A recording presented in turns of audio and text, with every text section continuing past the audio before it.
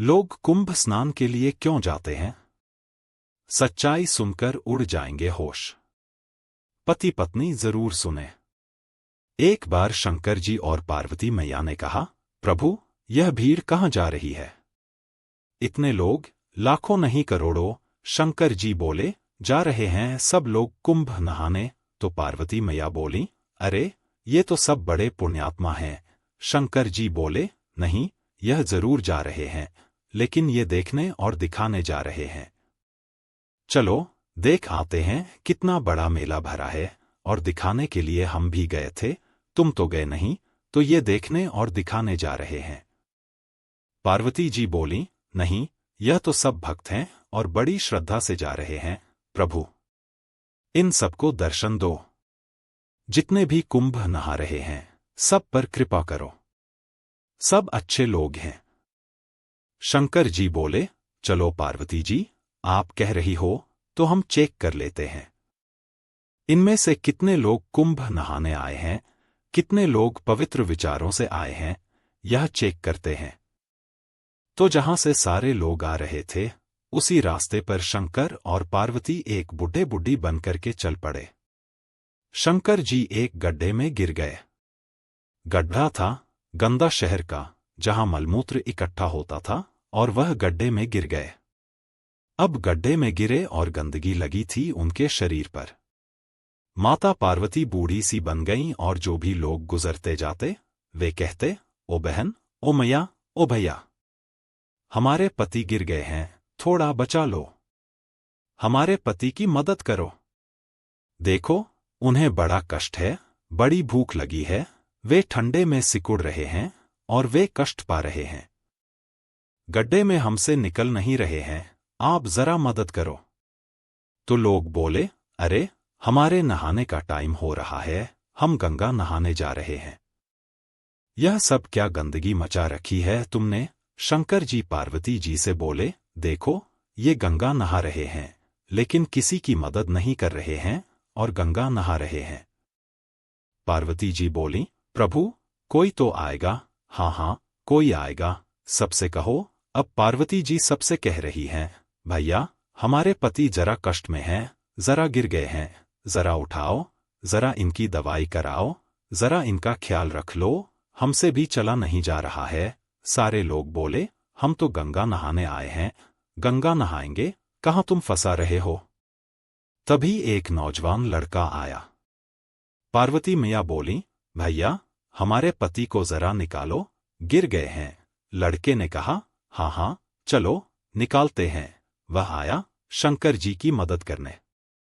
जब शंकर जी की मदद करने आया, तो शंकर जी बोले, भैया, यदि तुम हमें निकालने के लिए इस गड्ढे में आओगे, तो हम तो निकल जाएंगे, पर तुम फंस जाओगे। वह नौजवान बोला, अच्छा, हम फंस जाएंगे? शंकर जी ने कहा, हाँ, फंस जाओगे। तब वह नौजवान बोला, अच्छा, एक काम करो, फिर तुम ही फंसे रहो, हम जा रहे हैं। और वह नौजवान वहां से चला गया। पार्वती जी देखती रही, कोई नहीं आया। आखिरी में एक सज्जन व्यक्ति आए, एक सद्गृहस्थ आए। पति पत्नी जब आए, तो पार्वती मैया ने उनसे कहा, मेरे पति फंसे पड़े हैं दलदल में, जरा बचाओ। वह गृहस्थ पति बोले, जी, अभी मैं बचाता हूं। शंकर जी ने कहा, यदि तुम यहां हमें बचाने आओगे, तुम फंस जाओगे। उस आदमी ने कहा, महाराज, मैं भले फंस जाऊं, मुझे बड़े कष्ट हो, पर आपको कष्ट न हो। मैं फंसूं तो फंसूं, आप न फंसे। मैं कष्ट उठाऊं तो उठाऊं, आप न उठाएं। यह कहकर वह आदमी उस गड्ढे में कूदा, शंकर जी को कंधे पर बिठाया, जोर लगाया, उठाया और बाहर किया।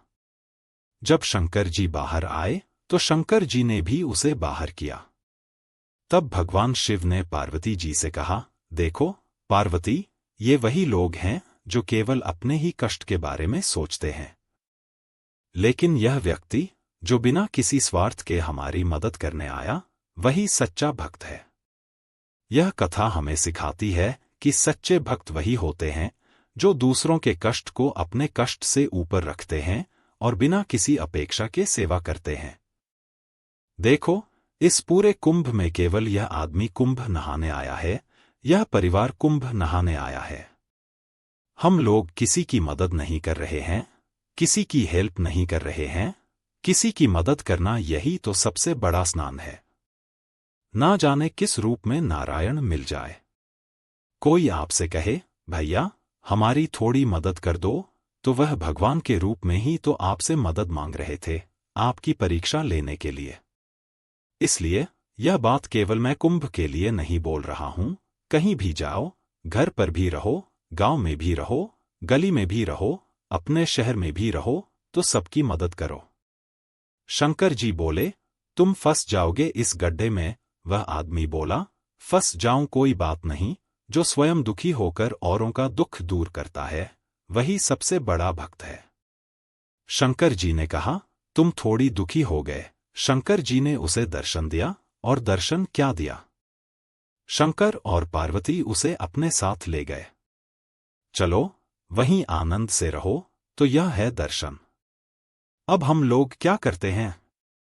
कहीं भोजन बंट रहा है, प्रसाद बंट रहा है, तो हम स्वयं आगे होकर के अपना लेते हैं, और दूसरे की थाली में धक्का लगे तो लगे, उसका गिरे तो गिरे, हमें मिलना चाहिए। मोर पेट, हाँ मैं ना दे हो, का आदमी यह नहीं चाह रहा है कि पहले तुम ले लो, नहीं नहीं, पहले हम। और दर्शन, दर्शन का मतलब लोग समझ ही नहीं रहे हैं। धाम में आओ, प्रयाग जी में आओ, वृंदावन आओ, यमुना जी आओ, अयोध्या जी जाओ, जहां भी जाओ, वहां क्या करना चाहिए? अच्छा यह बताओ, गंगा जी में जब आप डुबकी लगाए, तो किस तरह मुंह करके डुबकी लगाए? स्नान कैसे करना चाहिए? सुनो, स्नान करने की भी एक विधि है। तीर्थों में स्नान कैसे करना चाहिए? सुनो, सबसे पहले गंगा जी जाओ तो जाओ कैसे? पहले यह समझो, अपने कमरे में ही फ्रेश होकर के आधा स्नान अपने कमरे में कर लो। फ्रेश हो जाओ, थोड़ा आधा स्नान कर लो, क्योंकि गंगा अपने आप में एक मंदिर है। गंगा अपने आप में कौन है? मंदिर। तो मंदिर में हम बिना नहाए जाते हैं? नहीं, नहाकर। तो गंगा जी जाने से पहले अपने कमरे में मल मूत्र से निवृत्त होकर के मंजन, ब्रश कर लो, कमरे में यहीं पर जो व्यवस्थाएं हैं, तंबू में, और स्नान कर लो आधा। क्योंकि सोचने के बाद नहाना चाहिए, तो कमरे में आधा नहा लो। जो कपड़े पहनकर सच करो, वह कपड़े गीले करना चाहिए, वही कपड़े पहनकर नहीं। तो सच करने के बाद नहा लो आधा, फिर नहा करके आप फिर गंगा जी जाओ। पवित्र होकर के फिर वहां जाकर सबसे पहले गंगा मैया को प्रणाम करना चाहिए। जाके, यह नहीं, सीधे पाँव डाल दे। नहीं, सबसे पहले गंगा जी के पास बैठ के, हाथ से गंगा मैया का पहले तो मस्तक झुकाकर गंगा मैया को प्रणाम करो। फिर हाथों से थोड़ा जल उठाकर सबसे पहले अपने मस्तक पर डालो। कहाँ डालो? अपने मस्तक पर जल डालो। हे गंगा मैया, हमारे माथे पर बिराजे। हे गंगा मैया, आपकी कृपा से सदा सब लोग सुखी रहें, सब प्रसन्न रहें। और हे गंगा मैया, हमारी भक्ति दिनों दिन बढ़े, हम सदा प्रभु का स्मरण करते रहें। एक क्षण के लिए मैं भगवान को कभी भूलूं नहीं। हे गंगा मैया, मैं भगवान को कभी भूलूं नहीं। हे नाथ, मैं आपको कभी भूलूं नहीं। हे गंगा मैया, आखिरी सांस तक मैं आपका दर्शन करने आती रहूं। अपने पाँव से चलकर, अपनी आंखों से आपको देखती रहूं, और आपकी कृपा से आपका दर्शन स्पर्श करते, भगवान का नाम सुनते सुनते, भगवान की कथा सुनते सुनते मेरे प्राण जाए। मैया, यही वरदान दो, आपका नाम जपते जपते, भगवान का गुणगान गाते गाते प्राण जाए। और यह जो बाल बच्चे हैं, बाल गोपाल हैं, बच्चे हैं, यह भी बड़े होकर सदा आपके प्रति श्रद्धा का भाव रखें, यह भी आपके प्रति प्रेम रखें। गंगा मैया को प्रणाम करो, प्रणाम करके फिर जिस तरफ से गंगा जी की धार आ रही है, किस तरफ से, जिस तरफ से गंगा जी की धार बह रही है, उस तरफ मुंह करना चाहिए।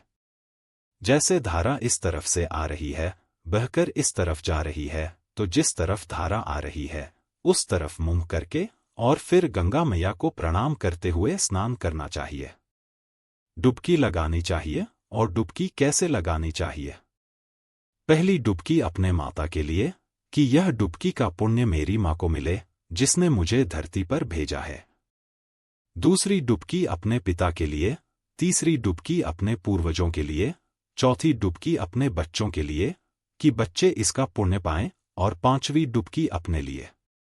यह दास अनिरुद्ध, तो जब हम गंगा जी नहाने जाते हैं तो हम केवल माता पिता और पूर्वजों की नहीं, कथा सुनने जितने भक्त आते हैं, जितने शिष्य हैं, जितने भक्त सुनते हैं कथा, हम सबके नाम की डुबकी लगा लेते हैं। हे प्रभु, ये हमारे सभी भक्तों को इस पुण्य का लाभ मिले। और गंगा मैया, जो नहीं आ पाए उन भक्तों की भी एक डुबकी यह दास अनिरुद्ध लगा लेता है कि जो भक्त गौरी गोपाल से जुड़े हैं, जो रामानुज परिवार से जुड़े हैं, जो श्री संप्रदाय से जुड़े हैं, जो जाने अनजाने में टीवी पर भी भागवत सुन लेते हैं, यट पर भी भागवत सुनते हैं, जो गौरी गोपाल भगवान के प्रति थोड़ी सी भी आस्था रखते हैं, उन सबके लिए यह दास अनिरुद्ध डुबकी लगाता है। और जो लोग दास अनिरुद्ध को गाली देते हैं, उल्टा सीधा कहते हैं, उनके नाम की भी एक डुबकी लगा लेता हूं कि उनको भी भगवान सद्बुद्धि दे, गंगा मैया उनका भी पुण्य बढ़ाए, उनकी भी शक्ति बढ़ाए, ताकि वह सदा गाली देते रहें। क्योंकि बैलेंस बना के चलना चाहिए ना। यदि आपको अच्छा कहने वाले लोग हैं तो आपको बुरा कहने वाले लोग भी होंगे। इसलिए आप लोग घबरा जाते हैं कि मुझे बुरा कह दिया। लेकिन यह दास अनिरुद्धन बुरा कहने वाले लोगों के नाम की भी गंगा जी में एक डुबकी मार लेता है कि भैया उनका भी भला हो। वह बुरा सोचे, हम बुरा क्यों सोचें? यदि आपने बुरा सोचा हमारे लिए और हमने भी आपके लिए बुरा सोचा, तो फिर आप में और हम में अंतर क्या रह जाएगा? आप कितना भी बुरा सोचिए हमारे लिए, पर हम कदापि कभी बुरा नहीं सोचेंगे किसी के लिए। आप सोच रहे हैं, वह आपके संस्कार हैं, जो हम सोचेंगे वह हमारे संस्कारों का परिचय होगा। हम क्यों पाप ला दें? आप दीजिए गालियां, हम थोड़ी देंगे। आप अपना स्वभाव का परिचय दे रहे हैं, हम अपने स्वभाव का परिचय दे रहे हैं। जो व्यक्ति स्वप्न में भी, सपने में भी किसी का बुरा नहीं सोचता, ना मेरी मां, तुम दिल के साफ बनो। बस यहां से जिस दिन तुम यहां से सच्चे हो जाओगे ना, दुनिया साथ दे ना दे, भगवान साथ देते हैं।